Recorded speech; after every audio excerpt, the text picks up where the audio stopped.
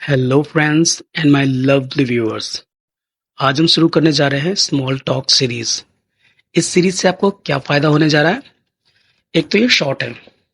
जब आप इन्हें बार बार सुनते हैं तो जो हम बोलते हैं ना कि हमें माहौल नहीं मिला कभी इंग्लिश सीखने का, वो माहौल मिलेगा। और इससे आपको आइडिया हो जाएगा कि इस तरीके की बात को हमें कैसे बोलना है इंग्लिश में। तो जो हमारे अटकने की प्रॉब्लम होती है इंग्लिश बोलते समय, जब हमें वर्ड्स याद नहीं होते, तो जब हम इस तरह के वीडियो को बार बार सुनते हैं तो वो प्रॉब्लम हमारी सॉल्व होने लग जाती है। इसके बाद मैंने इसे एक्सप्लेन भी किया है हिंदी में भी कि कैसे कैसे इस वर्ड का मीनिंग, इस सेंटेंस का क्या मीनिंग है और क्या सेंस है। इसके अलावा मैंने सेम वीडियो को नेटिव स्टाइल में बोलने की भी कोशिश की है कि मतलब अगर जो नेटिव जो स्पीकर होते हैं, जैसे अमेरिकन हो गए, ब्रिटिशर्स हो गए, ऑस्ट्रेलियन या न्यूजीलैंड में, तो वहाँ के लोग इस बात को किस तरीके से बोलते हैं, उसका भी मैंने एक हल्का सा आइडिया इसमें दिया है। तो मैंने एक ही वीडियो को 2 बार शूट किया है, थोड़ा डिफरेंट तरीके में बोलने की कोशिश की है। तो दोस्तों, बिना टाइम को वेस्ट किए शुरू करते हैं हमारा small talk 1।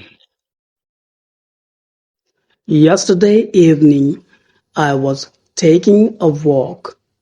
On the way, I saw a new restaurant.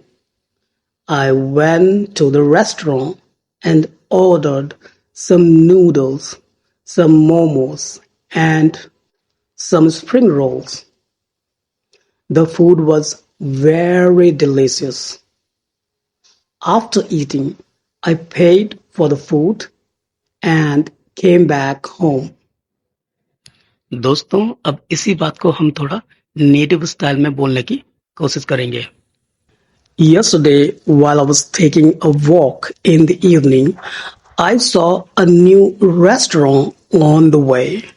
I went into the restaurant and ordered some noodles, momos, and spring rolls. Everything was delicious. After paying for the food, I headed back home.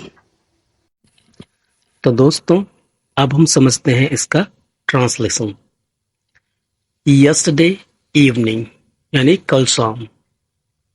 I was taking a walk, मैं टहल रहा था या walk ले रहा था। On the way यानी कि रास्ते में। I saw यानी कि मैंने देखा। A new restaurant एक नया restaurant. I went to the restaurant मैं रेस्टोरेंट गया and ordered some noodles, some momos and some spring rolls. और कुछ नूडल्स, कुछ मोमोज और स्प्रिंग रोल्स मैंने ऑर्डर किए। सम का मतलब कुछ या थोड़े। The food was very delicious यानी कि जो खाना बहुत स्वादिष्ट था। यहाँ पे खाने से मतलब है वही जो हमने नूडल्स, मोमोज और स्प्रिंग रोल्स खाए, उसकी बात है। आफ्टर ईटिंग खाने के बाद, यानी क्या जो हमने खाना खाया उसके खाने के बाद। आफ्टर ईटिंग मतलब खाने के बाद। I paid for the food यानी कि मैंने जो खाया उसके लिए मैंने पैसे दिए। एंड केम बैक होम और घर वापस आ गया। देखिए दोस्तों, कितना इजी ट्रांसलेशन है ये। और अगर ये बातें हम अपने रोजमर्रा की जिंदगी में करते हैं, अक्सर करते हैं, तो अगर आप इस वीडियो को बार बार सुनेंगे तो ये चीजें आपके लिए नॉर्मल होने लग जाएगी और आपको स्पीकिंग करने में बिल्कुल भी प्रॉब्लम नहीं होगी। दोस्तों, अब आपकी इंग्लिश को इम्प्रूव करने के लिए मैं एक और बात आपको बता दूं कि जो इंसिडेंट अभी मैंने इंग्लिश में बोली, उसमें हमने एक लाइन देखी थी कि I ordered some noodles, some momos and some spring rolls. The food was delicious.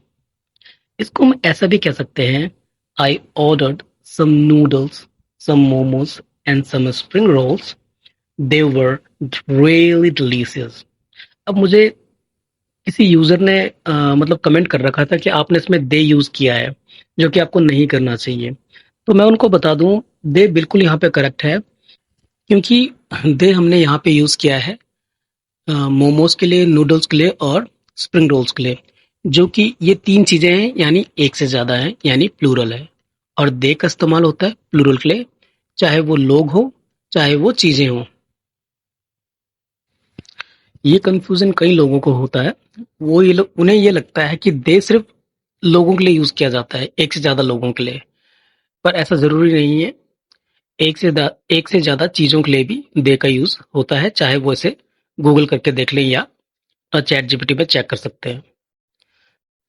हम इसी सेंटेंस को ऐसे भी कह सकते हैं, जैसे I ordered some noodles, some momos and some spring rolls. Everything was delicious. ये बहुत ज्यादा नेचुरल है। यहाँ पे एवरीथिंग का मतलब सब कुछ, मतलब सभी चीजें, जैसे नूडल्स, मोमोज और स्प्रिंग रोल्स, ये सभी चीजें क्या थी? डिलीशियस थी। तो आई होप आपको ये लेसन अच्छा लगा होगा। आपकी नॉलेज, अगर आप बिगिनर हैं तो आपकी नॉलेज इंक्रीज हुई होगी।